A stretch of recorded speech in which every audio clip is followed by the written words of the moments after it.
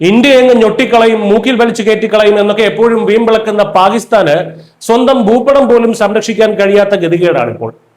സ്വന്തം രാജ്യം വിഘടിച്ചു പോകുമ്പോഴാണ് പാകിസ്ഥാന്റെ ഈ പകൽക്കിനാവ് എന്ന് ഓർക്കുമ്പോൾ ചിരിക്കാതിരിക്കാനും കഴിയുന്നില്ല.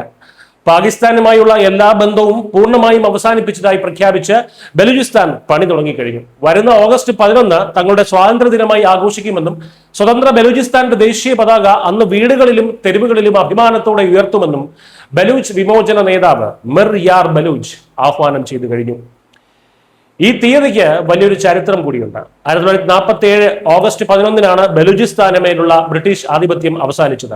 അന്ന് നഷ്ടപ്പെട്ട സ്വാതന്ത്ര്യം തിരിച്ചുപിടിക്കാനാണ് അവരുടെ നീക്കം. 1971 കിഴക്കൻ പാകിസ്ഥാൻ അടർന്നുമാറി ബംഗ്ലാദേശ് ആയതുപോലെ പാകിസ്ഥാൻ വീണ്ടും വിഭജിക്കപ്പെടുകയാണെന്നതിന്റെ ഏറ്റവും കൃത്യമായ സൂചനയാണിത്. കാശ്മീരിൽ വിഷം ചീറ്റാനും ബലൂചിസ്ഥാനിൽ നിരപരാധികളെ വേട്ടയാടാനും മാത്രമാണ് പാകിസ്ഥാൻ എക്കാലവും ശ്രമിച്ചിട്ടുള്ളതെന്നും അവരോടൊപ്പം നിന്നാൽ തങ്ങൾക്ക് ഒരിക്കലും പുരോഗതി ഉണ്ടാകില്ലെന്നും ബലൂച്ച് ജനത ഇന്ന് ഉറപ്പിച്ചു പറയുന്നു.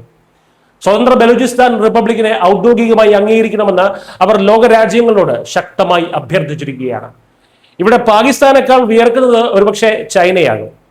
ബലൂചിസ്ഥാനിലെ ഗ്വാദർ തുറമുഖത്ത് ശതകോടികൾ നിക്ഷേപിച്ച് കാത്തിരിക്കുന്ന ചൈനീസ് സാന്നിധ്യത്തിന് ഇനി എന്ത് സംഭവിക്കുമെന്നത് നിർണായകമാണ്. ഈ ചരിത്ര മുഹൂർത്തത്തിൽ ഇന്ത്യ എന്ത് നിലപാട് സ്വീകരിക്കുമെന്നതിലാണ് ലോകത്തിന്റെ മുഴുവൻ കണ്ണുകളും. എന്തായാലും ന്യൂഡൽഹിയെ വിറപ്പിക്കാൻ നടക്കുന്ന ഇസ്ലാമാബാദ് ഇപ്പോൾ സ്വന്തം മണ്ണിലെ വിമോചന പോരാട്ടങ്ങൾക്ക് മുന്നിൽ പകച്ചു നിൽക്കുകയാണ്. ഇന്ത്യക്ക് നേരെ തിരിക്കാൻ വച്ചിരിക്കുന്ന പീരങ്കികൾ ഇനി സ്വന്തം രാജ്യത്ത് തന്നെ പാകിസ്ഥാൻ ഉപയോഗിക്കേണ്ടി വരും. News desk Malayalam.